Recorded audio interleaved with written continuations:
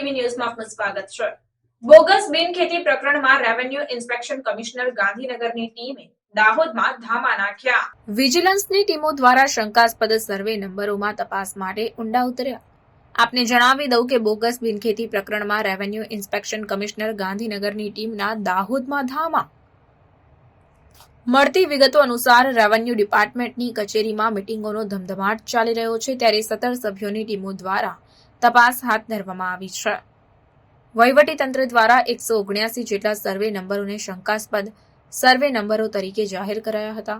દાહોદ સહિત સમગ્ર ગુજરાતમાં ચર્ચાસ્પદ બનેલો બિનખેતી પ્રકરણને રાજ્ય સરકાર દ્વારા પણ ગંભીરતાથી નોંધ લેવાઈ છે, જે અંતર્ગત રેવન્યુ ઇન્સ્પેક્શન કમિશનર ની વિજિલન્સની ટીમોએ દાહોદમાં ધામા નાખ્યા।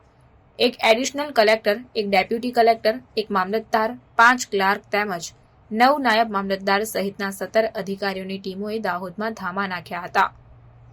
દાહોદના વહીવટીતંત્રના અધિકારીઓ સાથે બેક ટુ બેક મીટિંગો લેવાઈ, સાથે જ તંત્ર દ્વારા નિયુક્ત કરેલ ટીમો દ્વારા જે સર્વે નંબરો શંકાસ્પદ સર્વે નંબરો તરીકે જાહેર કર્યા છે તેઓમાં નવેસરથી ડોક્યુમેન્ટ ખરાઈ કરાઈ। સાથે સ્થળ ચકાસણી માટે પણ ટીમો તમામ સર્વે નંબરોની એક પછી એક મુલાકાત લીધી। રિપોર્ટર નાગેશ્વર સેન, દાહોદ।